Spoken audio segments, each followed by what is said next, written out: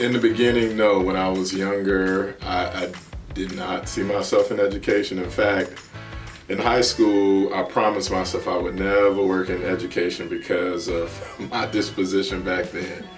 And then some of the things I saw my teachers go through. My mother was a school teacher. And then I went to community college before I came to Florida State as an undergrad. And I had a moment where I really had to think about what is it that I wanted to do with my life. And I knew I was good at working with students and kids. And I wanted them to not go through some of the things I went through. I was going through a phase where I didn't know what I wanted to do in terms of a major. So I thought through my gifts and my talents, so I was doing career development before I even knew the word. So I knew my junior high school counselor, before they were called middle schools, and one of my high school counselors who was at the junior high school. They were a big influence in my life. So I decided that I wanted to be a school counselor and help students not only figure out what they wanted to do with their lives after high school, but to help them develop their potential and see the gifts that they have that they can use towards a career or even in education. And I decided that, hey, I wanted to be in this field. And so I took it a step further. I had mentors here at Florida State as well as abroad that talked me into going and getting a PhD. That wasn't my plan. I just wanted to work in a school. So I went into counselor education where I do research around school counseling. I do research around how to assist Black males in getting through the academic pipeline from pre-K all the way into their careers, including looking at graduate school and professional school. So that's how I got into the profession.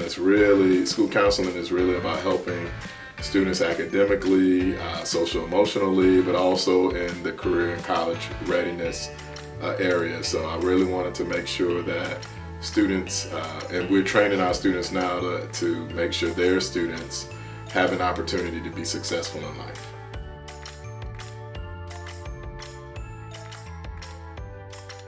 I was told that usually the person is usually the instrument of research, so I reflect back on my own life and some of the materials, resources, and guidance that I didn't have in elementary, middle school, and high school.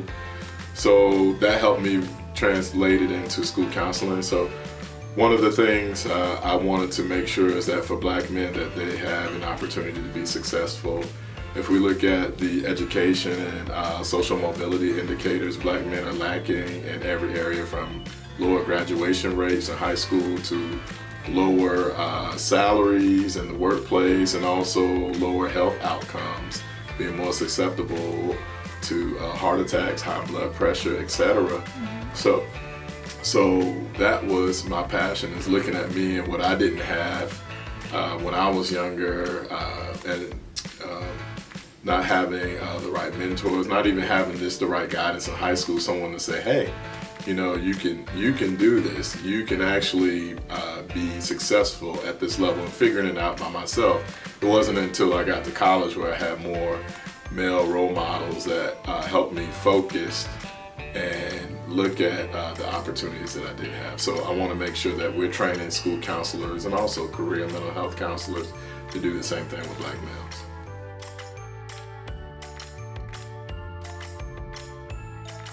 So at my previous institution, I ran a living and learning community for Black males, and one of the goals was to improve the graduation rate. So I would work with Black males personally, and I don't want to say defining the stereotype. I think we talk about stereotypes a lot, but we need to shift to changing the narrative. So I would say, okay, let's look at this narrative.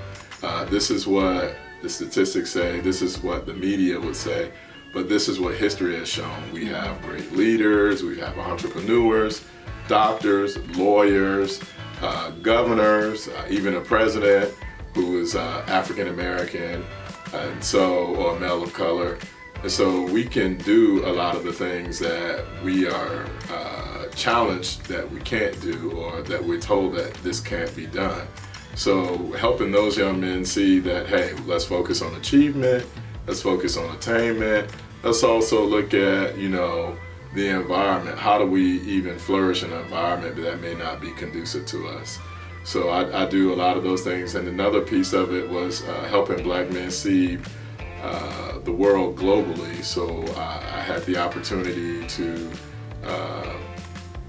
direct the study abroad program to Bahia, Brazil, and looking at the Afro-Brazilian culture and looking at the disparities in education.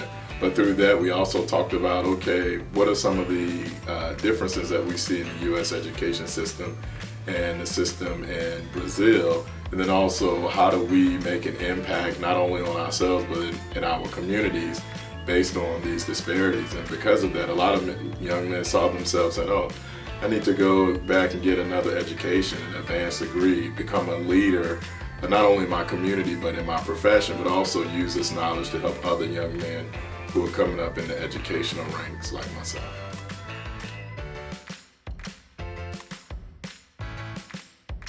So one of the studies that I conducted was looking at parental involvement and the success of African American males. So what I did find was fathers being involved in the lives of Black males, and we can substitute the word father with mentor, uncle, significant role model. So I don't want to just say consanguineal or blood-related father, but we find that the more men are involved in the lives of their students and younger men, their academic achievement goes up, their grades being more involved. And I also found that two-parent homes help Black males be successful.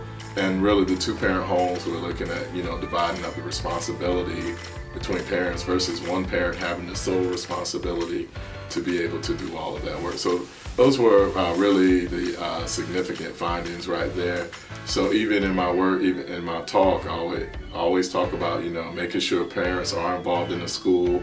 And even in my work experience, I will always talk to parents and say, hey, you're the experienced one here, and I'm just trying to use the solutions that you found at home. What may work at home, how do we make it work in the educational setting so that your child or children may thrive?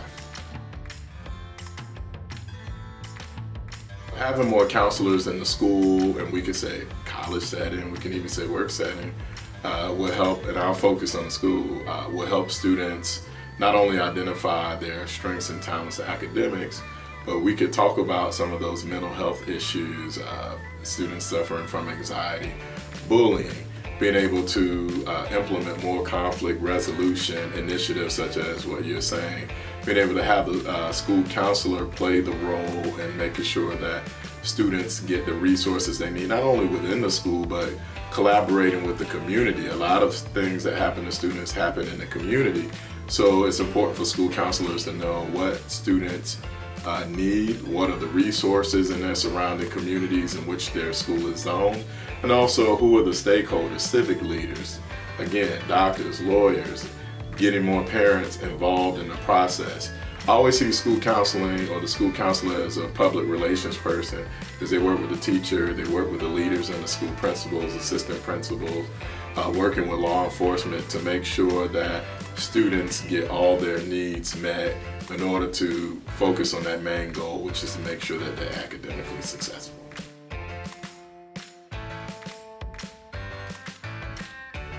So my junior high school counselor, I had one that was assigned to me, but I had two that I worked with. So Mr.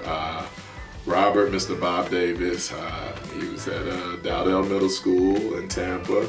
He always had initiatives for students, after school programs where we would do our homework. He would take us on field trip.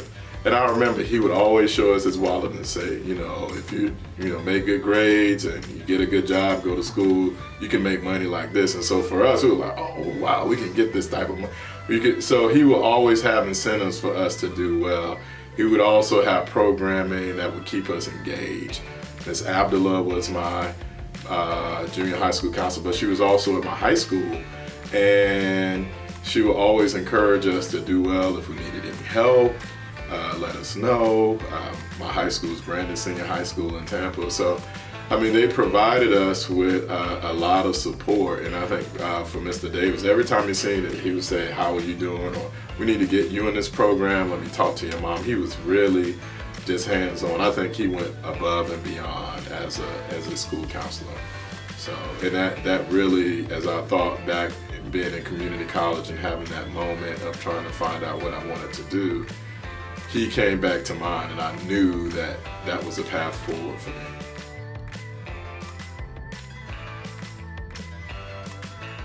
The consistent pattern, even through all the literature, there have been individuals who've done great work with Black males, James Moore III, Dr. Tyrone Howard, Dr. Sean Harper, Dr. Paul Harris. I mean, there are many others that I don't, Dr. Jolando Jackson.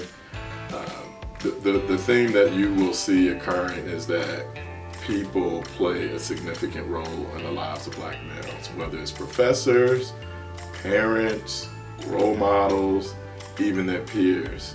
You see a pattern of that. You know, you have people who are supportive of you, who are of a positive influence, who have high expectations, that Black men tend to thrive in those areas. So thinking through, you know, who are the important people, how do we create support, whether it's in graduate school programs, whether it's in looking at getting students or Black males recruited and retained in different arenas. For example, my colleague, Dr. Gerard Henderson, and myself were awarded a National Science Foundation grant to look at how do we recruit and retain Black males in graduate study, but ultimately get them to think about or get more Black men into the engineering professoriate, looking at those different environments to say, hey, this is what we could do to increase the pool of Black men in these different fields and areas.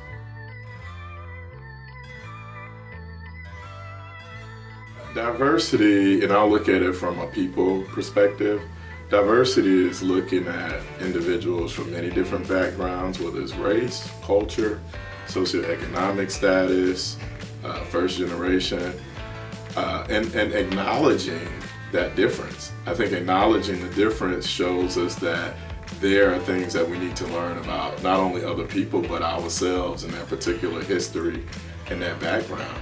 And so being able to acknowledge that diversity in everybody helps us not only to do our jobs better, but it brings a diversity of thought, it brings a diversity of solutions, and it brings a diversity of enrichment to our culture here at Florida State. And we do have a lot of individuals of different backgrounds here, which makes our university that much more stronger and better and a more inclusive community. Interdisciplinary work is great. It brings different minds from different fields to solve a problem. And that's what we need. If we're bringing different perspectives to the table, the solution becomes more enhanced. It becomes more thoughtful, more intentional, and not necessarily one-sided.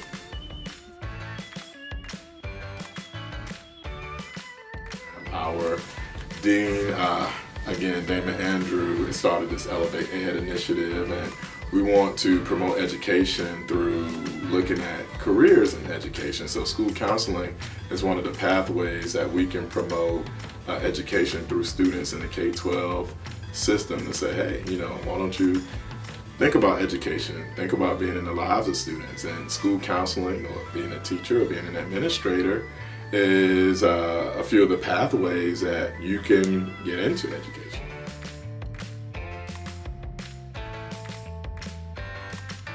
Make time to talk to a counselor, whether it's in a career setting, a mental health setting, or in a school.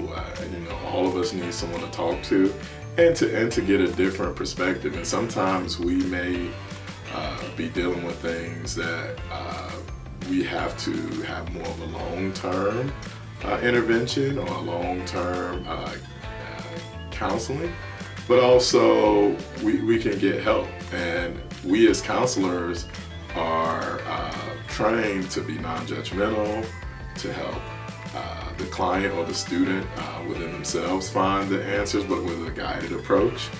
But to also think about self-care. I mean, if we're not well ourselves, we can't do everything else well. We can't engage others well if we're not helping ourselves.